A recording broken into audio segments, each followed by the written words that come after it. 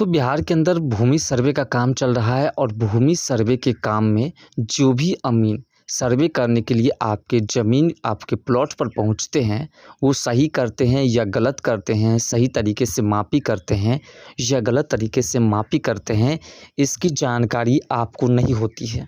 इसकी जानकारी रैयतों को नहीं होती है और जिसके कारण काफ़ी ऐसे रैयत हैं जिसकी मुश्किलें बढ़ा रखे हैं अमीनों द्वारा। इसी बीच बिहार सरकार की ओर से एक नया आदेश जारी किया गया है, जिसके कारण सभी अमीनों का टेंशन बढ़ गया है। साथ साथ रैयतों की जो मुश्किलें थी उसमें भी कुछ सुधार आनी तय हो चुकी है। बिहार में ऐसी घटना हर एक लाइन में होते हैं, जो भी कार्य होते हैं उसमें कहीं ना कहीं घोटाला या किसी प्रकार की घूसखोरी होती है। इसी प्रकार से ज़मीन सर्वे में अमीनों द्वारा जैसे तैसे कार्य करके निकलने का आरोप लग चुका है और इसकी अब जांच होगी और साथ साथ सभी रैयतों को इन सभी बातों को डिटेल्स में समझना चाहिए कि आखिर जो सर्वे की प्रक्रिया होगी और जिसमें रैयत जो पहुंचेंगे प्लॉट पर, जब अमीन पहुंचेगी आपके प्लॉट पर और रैयत चाहेंगे तो उनको किन किन बातों पर विशेष ध्यान देना होगा। बिहार में ज़मीन सर्वे को जिस प्रकार से तेज़ी मिली थी उसी प्रकार से अभी धीमी गति भी मिल चुकी है, क्योंकि 3 महीने के लिए फ़िलहाल स्थगित कर दी गई थी कार्य को। इस बीच राजस्व एवं भूमि सुधार विभाग की ओर से ज़मीन मापी करने वाले अमीनों के लिए एक टेंशन वाला आदेश जारी किया गया है।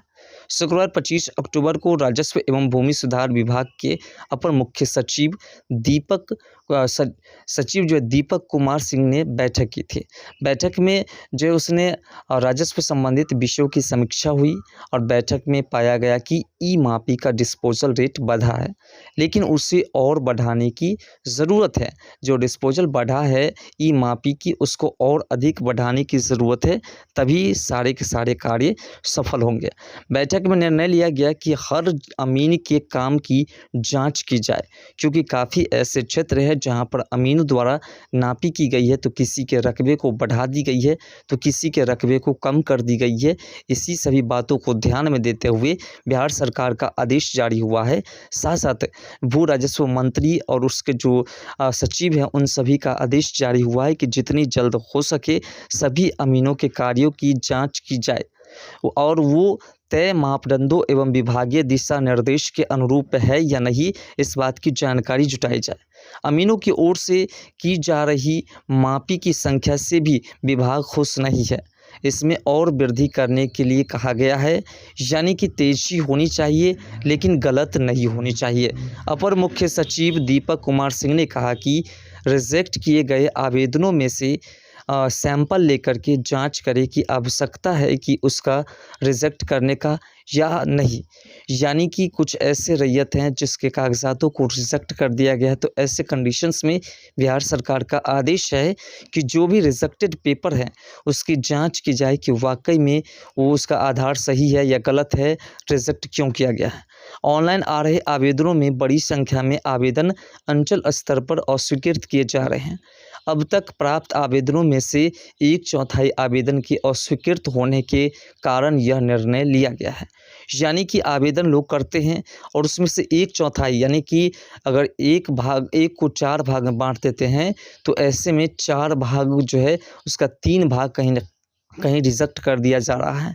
ऐसे में सवाल उठा कि आखिर रिजेक्ट क्यों हो रहे हैं, जो आवेदन कर रहे हैं रैयत उस आवेदन को रिजेक्ट क्यों किया जा रहा है, क्यों नहीं उसको वेरीफाई किया जा रहा है। इसी सब बातों को ध्यान में रखते हुए बिहार सरकार और बिहार के भू राजस्व मंत्री की ओर से आदेश जारी किया गया है कि सभी अमीनों की जाँच हो, उसके कार्यों की जाँच हो, आखिर वो रिजेक्ट कर रहे हैं तो क्यों कर रहे हैं, मापी में गलती क्यों कर रहे हैं।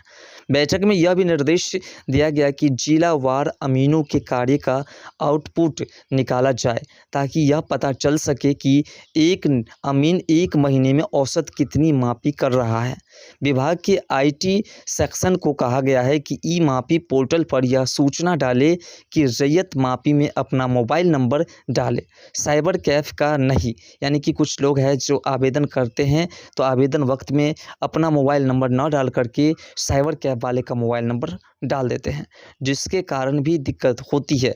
साइबर कैफ का नंबर नहीं डालना है ताकि सही सूचना और सही जानकारी आप तक आसानी से पहुंच सके। ऐसा नहीं होने पर कई ज़रूरी सूचनाएं उन तक नहीं पहुंच पा रही है जो लोग नंबर साइबर कैफ़ का देते हैं। समीक्षा में पाया गया कि अब तक ई-मापी के कुल 86,500 आवेदन विभाग को प्राप्त हुआ है और इसमें से 40,000 से अधिक आवेदकों ने ऑनलाइन तरीके से सरकार के खाते में भुगतान किया। जिन लोगों ने ऑनलाइन तरीके से भुगतान किया है, उनमें से 38,000 से अधिक आवेदकों को माफ़ी की तारीख ऑनलाइन मिल चुकी है। लेकिन काफ़ी ऐसे रैयत हैं जो ऑनलाइन तो करते हैं, लेकिन उन्हें जो है सिर्फ रिजेक्ट ही किया जाता है। वहीं जिनमें रैयत ऑनलाइन तरीके से माफ़ी कराई है, उनमें से 22,274 माफ़ी प्रतिवेदन को आवेदक के पास ऑनलाइन भेज भी दिया गया है।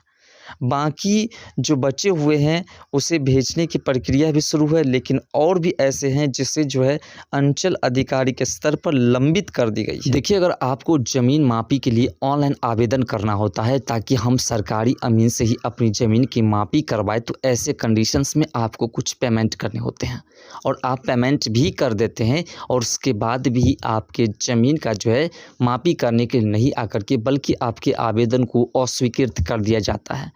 ऐसा भी मामला सामने आ रहा है और साथ साथ सर्वे में जो अमीन आपके प्लॉट पर पहुंचते हैं वो सही तरीके से मापी नहीं करते हैं, आपके आवेदनों को अस्वीकृत कर देते हैं, रिजेक्ट कर देते हैं। इन सभी मुद्दा को लेकर के बिहार सरकार की ओर से ये नया आदेश जारी किया गया है ताकि सभी रैयतों को आसानी से उनकी ज़मीन मापी करने के लिए अमीन भी उनके घर पहुँच सके, उनके प्लॉट पर पहुँच सके और सही तरीके से मापी भी करे, कोई आवेदन रिजेक्ट भी ना हो और सभी के ज़मीन का सर्वे भी आसानी से हो सके और साथ साथ जितनी जल्द हो सके उतनी जल्दी सर्वे की प्रक्रिया को कंप्लीट कराई जा सके।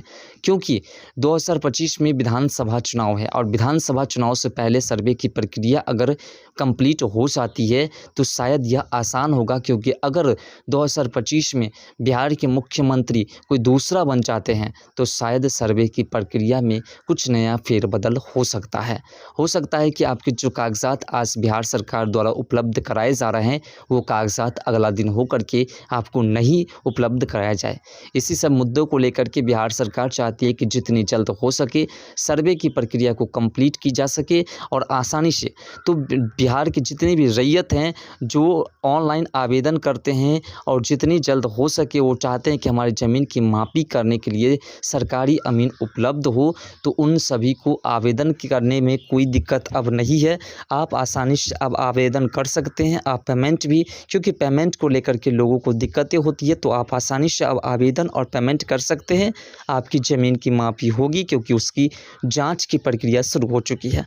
फिलहाल ये जो नया तरीका अपनाया गया है सरकार द्वारा जिसमें अमीनों के ऊपर दबाव डाला जा रहा है, आपको कैसा लग रहा है? कमेंट सेक्शन में अपना राय जरूर दीजिएगा।